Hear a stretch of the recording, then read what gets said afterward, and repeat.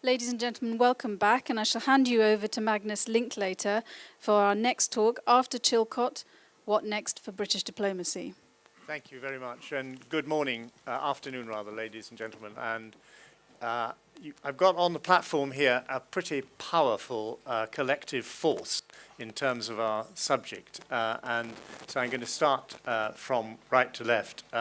Andrew Gilmour, Political Director in the Secretary-General's Office at the United Nations, and perhaps for this subject today, more importantly, Deputy Head of the UN in Baghdad, 2007 to 2009. Lord Campbell of Pittenweem, Ming Campbell, of course, whose knowledge of foreign affairs is beyond compare. I need go no further than that. Kieran Prendergast, former Ambassador and Under-Secretary General at the UN for Political Affairs, 1997 to 2005. And Stephen Gethins MP for North East Fife, who is on the Foreign Affairs Committee, so can talk a bit about the aftermath. Now, it says what now for British diplomacy, but Chilcot itself is such a riveting subject. It was such a groundbreaking report. It may have taken a long time, but when it finally came out, it was pretty devastating in its conclusion. So I think we'll take our text from that, as it were. And I might start with Ming Campbell, because in the aftermath of Chilcot, Tony Blair gave a most remarkable press conference. I think it was about an hour long he spoke for in self-justification. And his conclusion really was pretty shattering. He said, "I would do it again." Is that an answer? It's certainly what he said. I'm not sure if it's an answer. The problem for Tony Blair was that he reached a moral decision to be associated with George W. Bush, and then he allowed the evidence to fit that decision rather than having the evidence instruct the decision. And in particular, when it came to the legality of military action against Saddam Hussein, he knew, because the Attorney General had told him, that the legal position was extremely doubtful indeed. And even when on the morning of the two-day debate, in which, to be fair, Blair made an outstanding House of Commons speech, leave aside the question of the merits of the case, on that morning the Attorney General issued a further clarification of his legal opinion, which said military action was a better view. Well, that's pretty qualified in anyone's book, isn't it? Tony Blair and those who defend him now say, as Magnus has quite properly pointed, he would do it again. And those who support him, both debates in the House of Commons and in the House of Lords, say he did it as a matter of good faith. Well, the first point to make is a bad judgment made in good faith is still a bad judgment. And my argument is very strongly that it's not the benefit of hindsight we should be concerned with here, but the lack of foresight.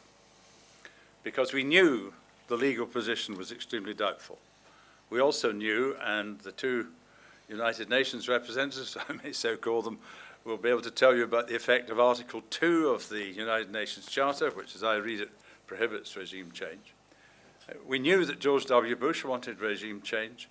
We knew that Dr. al-Baradei, on behalf of the IAEA, and Hans Blix, on behalf of the United Nations, were still able to carry out their inspections and were still reporting cooperation, albeit to some extent not as full as they would have liked. We knew that if we went into Iraq and Saddam Hussein, or we knew or ought to have known, if we went into Iraq and Saddam Hussein was toppled, as was inevitable, then there would be a vacuum. And that vacuum had to be filled. And we know that the United States State Department had originally been given the authority and responsibility to deal with the post-conflict situation, but that it was taken away and given to the Pentagon, which hadn't a clue. It's all pretty good at waging war, but not about making peace. And when you put all of these factors together, plus the fundamental principle of international law that military action should always be the last resort when all other diplomatic options have been exhausted, then in my view, foresight would have driven one to the inevitable conclusion that this was not a war that the United Kingdom should have been prepared to join in. And my last point is this. Robin Cook resigned on the morning of that debate and then made one of the most moving and brilliant speeches in the House of Commons justifying that decision. Charles Kennedy led the Liberal Democrats, and I'm sorry if this is a bit partisan, but they led the Liberal Democrats in outright opposition. He was accused of appeasement in the House of Commons. A national newspaper printed a photograph of him with the word traitor underneath. If Chilcot proved anything, it is the complete vindication of Robin Cook and Charles Kennedy.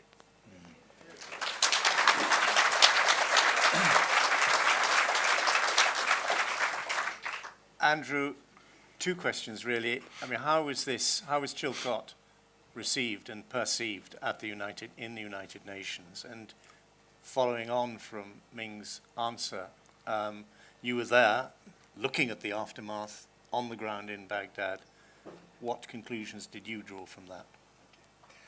Well, the Chilcot report was released just days after Brexit, and the reaction, I would say there were people who admired the fact that Britain had done this, and a really very self-critical examination of what had gone wrong, and that despite a lot of prophecies, it was very frank and hard-hitting, more than was expected. But equally, taken in conjunction with Brexit, as one person said to me, and a Frenchman to boot, to make it worse, wow, you Brits, you really get lied to by your leaders, don't you? And I mean, so this was quite taken together. This was two examples of where monumental decisions were made. In each case, where either the government, or in another case, the Leave campaign was putting forward very dishonest arguments. So that is, in a way, striking that was how the impact was. And it's a combination not only of probity and transparency, but also of competence, because, I mean, people can see, well, clearly in the case of Iraq, that it was a huge mistake, and a number of people can see that Brexit was an equally huge mistake. So that's how the outsiders would see that aspect of it. In terms of how I was actually quite luckily for me in a brief period, 2007 to 2009. It was after the immediate aftermath of the invasion and occupation, and the worst of the civil war, where 100 people per day were being found, having been executed in the night.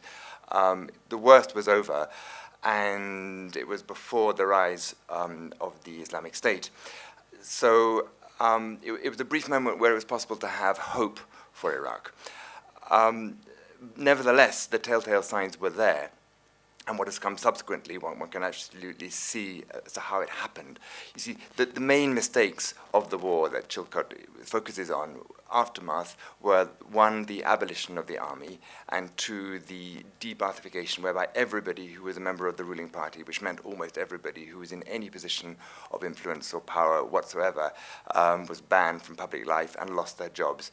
So there was an immense level of bitterness towards both the occupation and the foreign occupation, and also the fact that as a result of the invasion, the former leaders of Iraq, who were overwhelmingly the Sunni elite, had lost power to Shiite mass parties. And this rankled profoundly, and one other element, two other elements. One, Iran was the clear victor of the policy of the invasion and occupation. And secondly, within Iraq, the Kurds, who were very much backed by the coalition forces, made a lot of headway, again at the expense of the Sunnis. So there was this tremendous bitterness on the part of Islamic State, and one can see exactly what happened. And as a result of Syria, by the way, I'm not blaming the Syrian conflict on the invasion of Iraq. That is a separate thing of a brutal minority regime hanging on to power and butchering, in the wake of the Arab Spring, peaceful demonstrations, which then led to a civil war. But what I do absolutely attribute to the invasion was the creation of Islamic State, because those guys who are in Raqqa in Syria now, their leaders are from Iraq. They're the people who lost out from the in the invasion and have this extraordinary bitterness and alienation and have been excluded, particularly after we were there in 2009, when Maliki became more and more a Shia sectarian leader and was excluding them from any power or money and influence. So those would be my initial thoughts on that. Yes, yeah. Kieran, Ming has already referred to Article 2, and the legality of the war is in a way still left hovering. We didn't hear from Lord Goldsmith as to why he changed his mind about the legality, but there is a concept of what's called a just war. Was there ever any sort of moral justification for changing regime in a country where you have a dictator doing horrible things to his people? Well, if that was the criterion, then I think there'd be moves to have regime change in really quite a large number of countries. And in terms of UN legality, it's not a criterion. I would just, I don't want to be too esoteric, but just qualify Ming a little bit, because the UN Charter says that the United Nations shall not interfere in matters which are essentially within the domestic jurisdiction of member states. And that is a concept which can change over time. And in the 8.5 years I was at the UN, you saw it change, and you saw the UN much more ready to discuss the internal affairs of countries. In terms of just war, when I was a teenager, I was at a Catholic school where, for some reason, they taught us the principles of just war. And if you go through them, last resort, it wasn't a last resort. Iraq was weak and contained in a box. I thought it was quite ironic that the day in the Security Council on which the British and the Americans said it was a waste of time to carry on discussion about inspections was the very day on which Hans Blix and Mohammed El-Baradei had presented their work program in following up the previous resolution. So plainly it wasn't a last resort. Right purpose, which is perhaps the most important of the, or one of the most important of the principles of just war. I used to call it the Cheshire Cat war, because justification appeared, it waxed, and then it waned. So we started off with weapons of mass destruction, and then it morphed into regime change, and then it morphed again into terrorism. Most Americans today still believe that Saddam Hussein was backing Al-Qaeda, whereas anyone who knows anything about Al-Qaeda and anything about a secular regime like Saddam would know that they were really chalk and cheese. Proportionality, was it proportional? Well, no, it wasn't. Was there a searching examination as to whether the benefits would outweigh the disbenefits? Well, I think plainly that didn't happen. Colin Powell said, rightly, quoting, I think it's Pottery Barn, if you break it, you own it. And one of the big tragedies about Iraq is that we in the West broke it, but we didn't own it. Now, in terms of strict legality, the last Security Council resolution that was actually adopted on Iraq before the war was followed by an explanation of vote, which is an important on-the-record statement, though no one ever remembers them, by the American and the British ambassadors, in which they specifically stated that that resolution was not an authorization for subsequent initiation of armed conflict, and that it would be necessary to come back to the Council. I think they made those statements because otherwise the Russians and the Chinese would have vetoed the resolution. So it was fairly clear that there was no authorization by immediately previous Security Council resolutions. When they tried to get a resolution, only 4 members of the Council were willing to vote for it. 2 of them were the US and the UK. The other 2 were, was it Guinea, an African country, where a lot of arm twisting had gone on by the United States, and the other was, I think, Bulgaria, who were desperate to get into NATO and been promised by the Americans that if they backed this, then they would use their influence to get Bulgaria into NATO. People said about Kosovo that it was illegal but legitimate, and people, when I was at the UN, used to say that Iraq was neither legal nor legitimate, but that it had vindicated the Security Council insofar as, even with all the amount of influence and pressure that the US could bring to bear, only 4 member states were willing to vote for it. Kofi Annan used to semi-duck it when he was asked about was it legal by saying that it was not in accordance with the Charter. And then he was kind of pushed by the BBC, who kept asking him, yes, but are you saying it was illegal? And he said several times it was not in accordance with the Charter. And then he got fed up or annoyed and said, yes, well, if you like, it was illegal. And of course, that became a big headline. And it changed fundamentally the relationship between Kofi and the Bush administration. They were willing to live with not in accordance with the Charter, but they punished him severely for saying that it was, in his opinion, illegal. Stephen, you sit on the Foreign Affairs Committee. How do you see the aftermath of the Chilcot Inquiry, and what impact, if any, has it had on thinking about foreign affairs? I think there'll be a lengthy impact from Chilcot, and it'll be a long-term one. But one of the reasons is Chilcot should have been the biggest political event this year. But there have been a few other odds and ends been going on in Parliament, which has had an impact. But nevertheless, there has been an impact.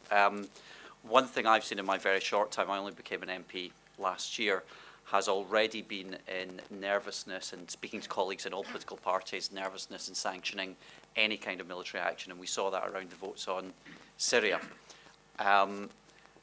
But one thing is that, if you like, it's changed everything in terms of the political discourse. And I think about being a little bit more robust before signing off on military action. But one thing that is a concern, and one thing we're working on in the Foreign Affairs Committee, is, for instance, Libya, which might seem a world away from Iraq in some regards. But in other regards, exactly the same mistakes were made all over again when we were told that the lessons were learned. Ming mentioned earlier on, rightly, and his opposition to the war, along with Charles Kennedy and Robin Cook, is a credit to them and their party. One thing that he mentioned were there were certain elements of the Iraq campaign where hindsight was no excuse. You should have known before, as he rightly said. Well, actually, exactly the same intelligence failures happened when you create a political vacuum in Libya. One question that I asked was, well, how much money were we spending on the aftermath? Now, we spent 13 times more bombing Libya than we spent on the reconstruction efforts. Part of that was that there were no institutions with which to interact afterwards. So it has changed everything, but I wonder fundamentally whether or not lessons have been learned, if you like, in the depths of government. Well, one of the many aspects of Chilcot is it focused, of course, on Britain's involvement, left the American involvement. America has had no equivalent. I've got 2 questions, really. One for Ming, which is, would the invasion of Iraq have gone on whatever decision Britain had made? Yes. And indeed, if you remember, a few days before, the then Secretary of State for Defence, Rumsfeld, said to Jack Straw, who was the British Foreign Secretary, if you want to wait until we've taken the military action before you become involved, then you can do so. But of course that was going to be completely anathema to Tony Blair. And just by way of an aside, if I may say so, I mean, one of the problems always, of course, is that leaders like foreign affairs, and it needs a pretty tough Secretary of State for Foreign Affairs to keep number 10 Downing Street at arm's length. Robin Cook, unhappily, did not succeed in that, although, rather interestingly, William Hague did so in relation to David Cameron. And in that sense, therefore, the Foreign Office feels rather more strongly that it's able to influence events. Can I just pick up on 2 points, one on Kosovo and the other of Libya. First of all, Kosovo, Milosevic was engaged in genocide. Genocide is illegal in international law. The decision that were taken by Blair and by Clinton, Blair held Clinton's feet to the fire on Kosovo, brought an end to that genocide. I would argue, with the benefit of hindsight, that was a legal decision with a legal outcome.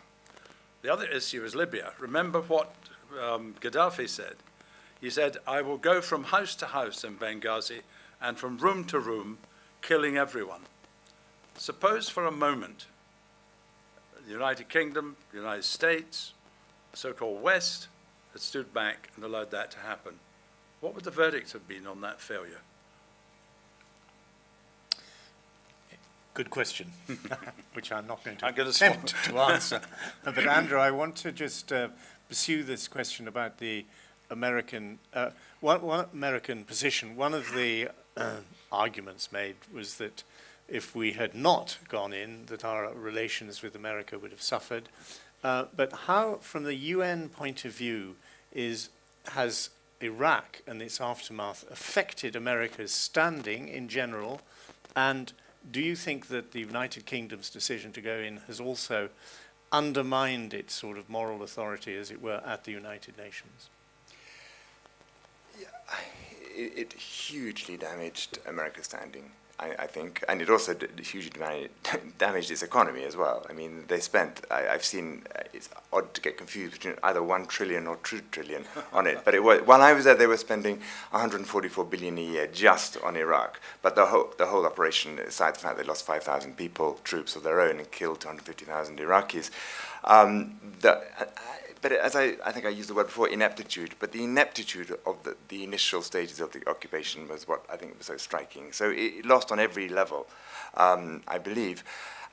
And what that has led to now with Obama is understandably, having seen that the disastrous losses of position and everything that his country suffered as a result of both the Afghanistan and Iraq war, that he was extraordinarily reluctant to get involved in other adventures, which is why he had to be slightly dragged into Libya by the French and the British, and why he resolutely has done nothing on Syria, which is a lot of people who would certainly agree with Ming on Kosovo in the United States, believe that it was absolutely, and in Libya, that it was a just thing to do, have been calling for airstrikes, or some sort of, not even necessarily airstrikes, but at least shoulder-borne ground-to-air missiles to shoot down the barrel-bombing helicopters.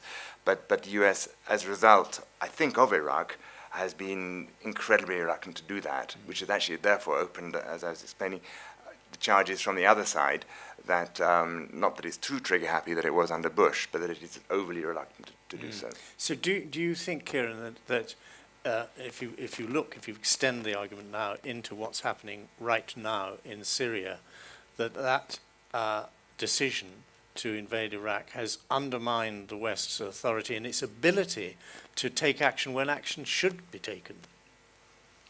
I think there's an old saying, fool me once, shame on you, fool me twice, shame on me.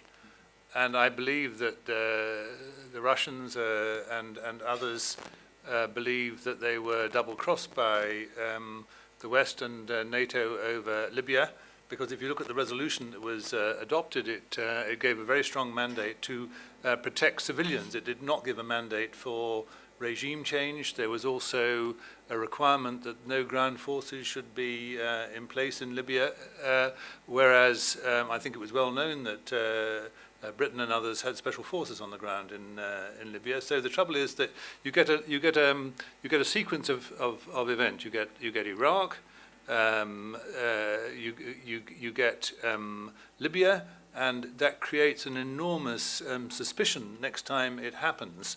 I think it also discredits us in the West diplomatically to a certain degree.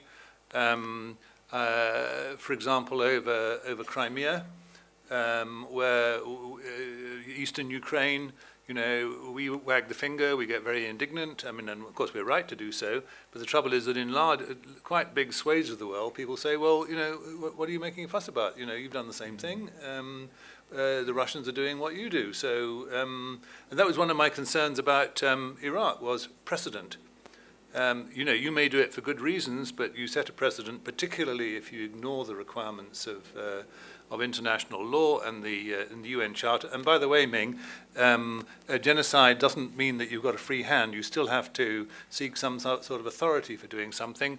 The West never went to the Council over Kosovo because they were worried that there might be... The Russians would have objected, wouldn't they? Okay, but nevertheless... To Serbia. You quoted the Charter. You look at the Charter, Article 64 of the Charter, I think it was, says that when a regional organisation wishes to take enforcement action to restore peace and stability in a country, it must, and the word is must, not may when it feels like it or when it's convenient, it must seek the prior authority of the Security Council. So, the trouble is we cannot have it a la carte. Either we support collective security, and there are other options to go to, such as uniting for peace. If the Security Council is blocked, and this is what has happened in the remote past now, in the 1950s, you can go to the General Assembly under the Uniting for Peace procedure and seek the authority of the General Assembly.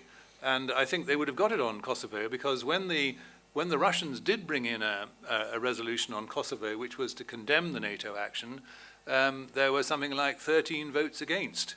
So, in a way, the Russians managed foolishly to reverse engineer Security Council approval for what NATO did in Kosovo. So, Stephen, do you see this reflected when in your discussions in the Foreign Affairs Committee? Do you see this kind of undermining of Britain's moral authority, as it were, still being experienced? I'm afraid so, and Kieran raised a number of very good points. One of them, obviously, was on Ukraine, where the Russians have gone in and done an old-fashioned annexation of somebody else's turf. And it does make it very difficult for the United Kingdom to express moral indignation. Now, it should, but that has been weakened. He also made a very good point as well of one of, you break it, you own it. And to Iraq, we can add Libya as well. One thing, and Kosovo has been talked about, one thing that we discuss is if you talk about you break it, you own it, and you talk about collective security, and you talk about building, if you talk about military intervention, and you talk about you break it, you own it, it means a long-term commitment somewhere. And one thing that I think we need to reflect on, and this is long-term, is that we had a long-term commitment as part of the European Union, for instance, but also as part of NATO, say, to the Western Balkans. Now, the Western Balkans still have a long way to go, but there is increased stability there. But that took a long time. We're talking 20 years. And I think something that policymakers like me, that I have to wrestle with, is how do we start moving governments and thinking about resources to that level of commitment? We're talking decades of commitment to somewhere like Libya, Iraq, I think Syria, consequently as well. That's a lot of money. That's a lot of political commitment as well. And how do we sell that back home? Now, I don't have any answers for you, but these are the kind of questions that we are asking ourselves and need to be asking ourselves. Perhaps you do have some answers, Ming. But what I mean really is, in a sense, where do we go from here? How do we re-establish Britain's, not authority, but its standing, as it were, its moral probity? Are there things we need now to address? And Russia is a very, very important and pressing issue. Yeah, important to remember that, of course, it's the Crimea that's been annexed, and that what Putin has been doing has been encouraging dissidents in Ukraine. I don't believe he wants to invade Ukraine. He simply wants to encourage dissidents so as to discourage NATO and the European Union from thinking that they can bring Ukraine and other countries presently outside both of these organizations into the fold, because Putin has two principal objectives. One is to undermine NATO, and the other is to destabilize the European Union. And may I say, by deciding to leave it, as we did the other day, we've actually helped Mr. Putin achieve one of these objectives. Is there a clear pathway forward? Well, Kieran has been, I suppose, rightly critical of some of my efforts to elide the precise terms of the Charter or the precise conditions of international law. But the truth is, you need a rules-based system. And as well as a rules-based system, you need to have a political and sometimes moral commitment to the observance of these rules. And the difficulty is that if you are faced with a party who declines to accept the terms of the rules, then there is very little that can be done. Should we reform the United Nations? Well, as both Andrew and Kieran know, the issue of reform of the United Nations, particularly the Security Council, has been on the agenda for, 25 years, and nothing much has been able to do to be done about that. And therefore, I think it's got to be a question of example. And that is the best way in which we can ensure, or rather we can seek to persuade people, that a rules-based system has got to be operated. There's no point making empty threats. One of the difficulties about Syria, if you remember, was that Obama drew a red line on chemical weapons. And when the evidence of the use of chemical weapons emerged, he declined to give effect to what people thought was a sanction. And so it's not what you say which matters, but what you do. And from the point of view of the UN, even as we speak, there's a nail-biting attempt to get some kind of deal in Syria. Whether it succeeds or not, I don't know. But do you think even that kind of negotiation is undermined to an extent by the mistakes of the past, by Iraq? Well, since we're talking about Russia, I can say that their argument 2 years ago, when Crimea was occupied, was when the Americans and the British protested. I mean, it was literally on the lines of, who the hell are you to object to us going into this little area when you illegally occupied a country? When it comes to Syria, just this Monday, actually, we had he's actually British, the Under-Secretary General for Humanitarian Affairs briefing on the horrendous humanitarian situation in Aleppo, which is effectively under siege. And the Russian retort was, have you ever thought about that all this comes from your occupation of Iraq? I mean, so they're very happy to bandy that about, to rub our noses in the mistakes of that. I don't think it weakens the reason, and he's meant to be here today, Staffan de Mistura, who's the UN Special Envoy for Syria. He was supposed to be speaking both today and tomorrow. I'm not sure if he's going to make it, because he is desperately trying to put together this deal. But if he fails to do so, I don't think it's because the UN lost credibility over Iraq. It's simply that the Americans and the Russians are not able to reach agreement to come to it. They need a humanitarian pause of 48 hours. It's an incredibly small request in a way, but they cannot get to that point. Now, we've got only 10 minutes or a little more, hopefully, to go, and I'm sure there are going to be questions from the audience. So would anybody who's got a question, I can see about 6 already, stick up your hand. Keep your hand stuck up for the time being, and we'll start right in the front row here, but wait until a microphone gets to you. Yeah. And then we'll... Oh, no, it was that lady, actually. Just outdid you. I'll promise I'll come to you next. Thank you very much. Mine actually follows on from the discussion in Syria. I think it's interesting to hear about the sort of legalistic arrangements that need to be in place, but my emotional response to that is it's very, very protracted. And I think there's a real human experience happening in Syria, which most of us who watch television every night are alarmed that there's been no intervention on. And it need not be boots on the ground. I heard somebody talking recently about John Major's attempt to get a no-fly zone. It's difficult for the general public to understand why there is no intervention that prevents this daily situation that's so alarming, and therefore I'm less sympathetic to long negotiations, albeit I accept fully your view that they're necessary. So your question really is, why no intervention? Why are we not doing something quicker? Andrew, quickly. Well, I mentioned earlier, the reason why, I think from Obama, is that he doesn't want to get... His whole point was to get out of wars, not to get sucked in. And he can quite reasonably point out the fact that not one single example of bombardment by American forces has ever, with the exception of Bosnia, actually, and Kosovo, but in the Middle East, it's never worked.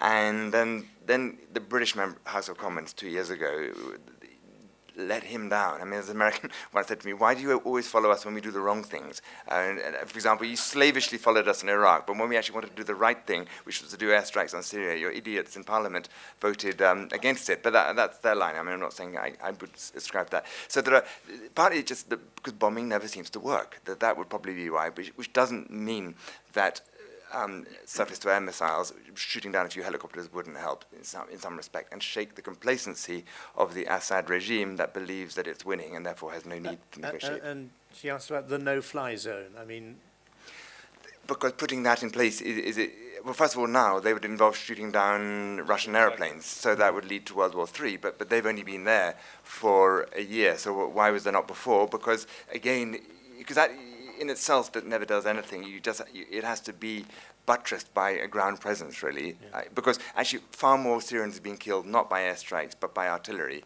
and by. So actually, the Syrians Syrian army would then change its tactics. We often hear remarks about Britain punches above its weight, and somebody recently said, well, why should Britain want to punch anybody? Which I think I could only agree with that idea. But this is really directed at Ming Campbell, who mentioned the press headlines, particularly around Mr. Kennedy, the leader of the Liberals. And, you know, what's the culpability of the press in encouraging these kind of sentiments and this warlike illusions that Britain has?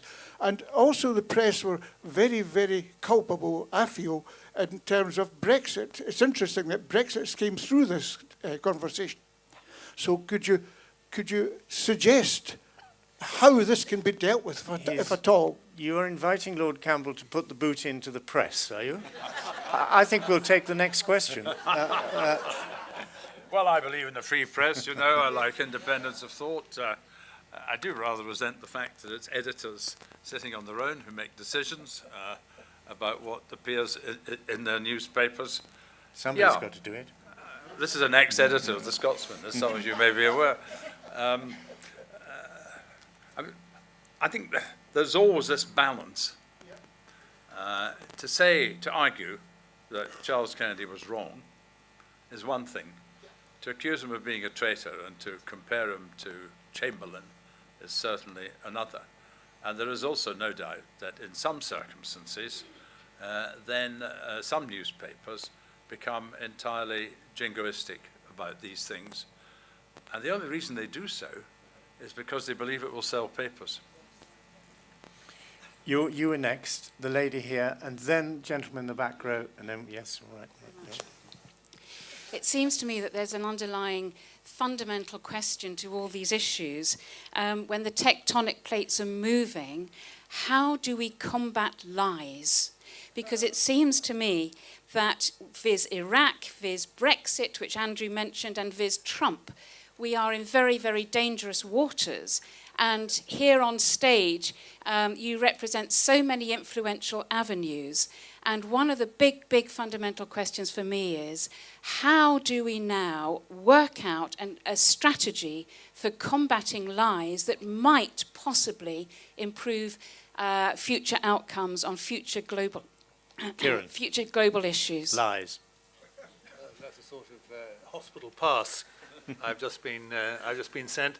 I felt over Brexit in the run-up to the vote, and I still feel it. I said to my wife and friends, we have the arguments, but they have the slogans. And the trouble is that the slogans, and Dr. Goebbels would have been very much at home in the modern political environment, because the slogans are neat and compelling. Take back control, sovereignty, 350 million a week, and the truth is always really rather complex. And I think the only answer is in a serious attempt to explain the realities to the British public. I mean, in the run-up to Brexit, I was very struck that even the Remain campaign refused to deal at all with the immigration issue, because they thought this is a sure loser. We try and explain the benefits of migration. I used to say to people, look, people my age, quite soon you'll be wearing nappies. Now, would you like to have your nappy changed by a nice Filipino lady or by a member of the criminal underclass who have been on television abusing old people in old folks' home? I think I'd rather have the Filipino lady, thank you very much, any day, or a Zimbabwean. But too much information here. Yeah. Too much. Well, I wish to reassure people I'm not quite at the nappy stage yet, but, it comes. The truth is always complicated, and the lie, if you like, or the misleading truth is always very simple. And I was really very amused to see Boris's face and Michael Gove's face when they found that their lies had won. And it only took less than 24 hours for Ian Duncan Smith to say it wasn't a promise, the 350 million for the National Health Service. It was an aspiration. So you have to start rowing back from the lie very soon. What is it? A lie is halfway around the world before the truth has got its boots on, isn't it? Yeah. Well, And also information technology. I mean, someone with a camera at the back here can transmit round the world in a matter of seconds anything that any one of us says. And therefore, if you're in the business of propagating lies, then it's very easy for these to have worldwide currency. the question at the back. Yes, I was one of the idiots who voted against bombing Syria 2 years ago, and I did that partly because I generally think bombing people and killing people is a bad idea, and if there's an opportunity to vote against it in the House of Commons, that's what I would generally seek to do. But I also voted against the invasion of Iraq in 2003. So I have a lot of sympathy with what Ming said about all of that. And I think one of the most important things about Chilcot was it stated in terms that one did not need the benefit of hindsight in order to reach a decision to vote against Iraq. I'd only been a member of Parliament 18 months when that vote came. And the only special intelligence I had available to me, which I studied carefully, was that I read the newspapers. And there was enough publicly available information to come to the decision that it was a really stupid idea to attack a country that hadn't attacked us, didn't want war with us, and hadn't threatened to invade us in order to disarm it of weapons it didn't possess. And it's all very well to feel vindicated, but it doesn't now take us much further. My question actually is about the United Nations, because the evidence we have available is that the British government does not learn from its mistakes. And I speak as a Conservative MP, so I've seen both Labour and Conservative governments take these decisions, and that we don't plan for the aftermath, either in Libya or in Iraq. And so I suppose my question, which is sort of about Scottish independence as well, is it's often suggested that were Scotland to become independent, our seat on the UN Security Council would be threatened. If that happened, we would be less active and less influential in the world. If we were less active and less influential in the world, we'd cause less damage. So does the panel think sure that net, it would be better I think the for that speaker sequence at of this events? stage will be saying, question, please. I think your question really is, do you want a question about Scottish independence? Because I think that is I'm broadening really asking up. about the UN. Do you think it would be better if the British government were less active on the world stage? Like Germany and Japan? Stephen. Yeah. As somebody who's had to face up some of these decisions recently, having been in you, I can entirely sympathise with the situation that you were in. I won't get another opportunity. There have been a number of important points that have been raised amongst the questions. One of them is, and it's a good point, about, strictly speaking, aerial bombardment alone doesn't work, and that's why I talked earlier on about this long-term strategy that you need. Also, in terms of the point about having an honest political debate. Now, I'll make a slightly partisan point in terms of independence that you mentioned in the Brexit vote. There was a 670-page white paper produced by the Scottish Government, which was a blueprint for independence. Now, people disagreed with that, and that was their right. And I sit at the panel with people who disagreed with that and had legitimate concerns for doing so. But there was something there. You knew day after the vote, roughly speaking, if there was a white paper, the yes side, the winning side, if that had been the case, would have had to stick to that. With Brexit, and this is where we have a huge problem in terms of scrutinising the government at the moment, we have a blank piece of paper. We have nothing, absolutely nothing on which to go on. And that leads to a huge range of problems in terms of EU nationals and feeling comfortable living here, universities, small businesses, and we need that honest state of debate. And maybe to round it up in terms of where we have that honest state of debate, let's look at the refugee crisis caused by the Libyan campaign and the Iraq campaign. Now, newspapers who may have campaigned for that military action are the same newspapers who don't think that we should be taking in refugees who are a result of that military campaign. And I think that we need to question ourselves as a society when we're in that kind of situation. I'm pleased that 40% of the refugees being taken in from Syria are coming to Scotland. That's great, but still a very, very small number. So it is a cliche, but honesty in debate, I think, is something that's very, very important in that. Yeah. So Kieran, I know I don't have long. Sorry, Kieran, you want to do? Well, somebody said earlier, I made the quote from Douglas Hurd about Britain punching above its weight. My worry is that our weight is currently around flyweight. The Foreign Office has been hollowed out to a very worrying degree in terms of capability and presence. Joan and I were in Zimbabwe, Zambia and Malawi in April. We found in each of those three countries that there were only two UK-based diplomatic service members of staff in countries which are still quite important to us, and that there was a review due in London as to whether we could further reduce our presence in Africa.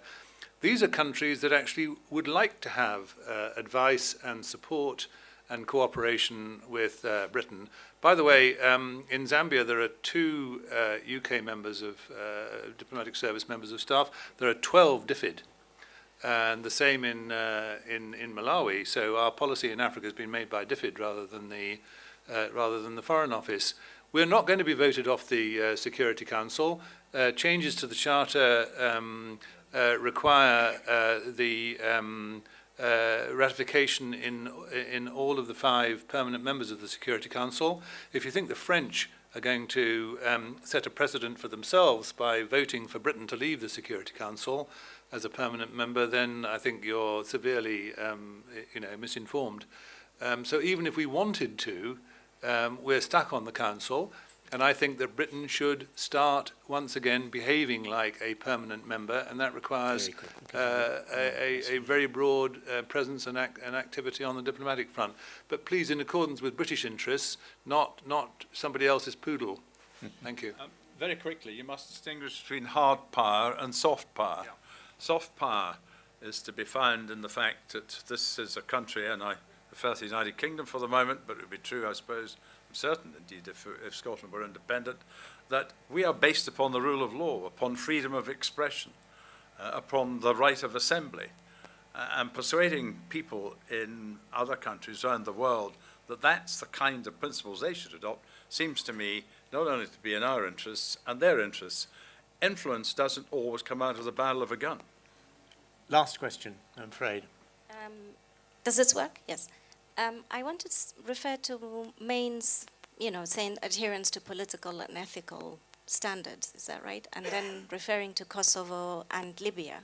Well, actually, I just want to remind you, and I know you're, Have you got a question, by Yes, the way? Because yes. we are quite tight on time. Yes, as members of the Parliament and the UN, I'm sure you will not agree, because you can't, but Iraq did commit genocide against the Kurds in 1988, and there are comprehensive reports about it by Human Rights Watch, by various others. I've written a book about it if anyone is interested.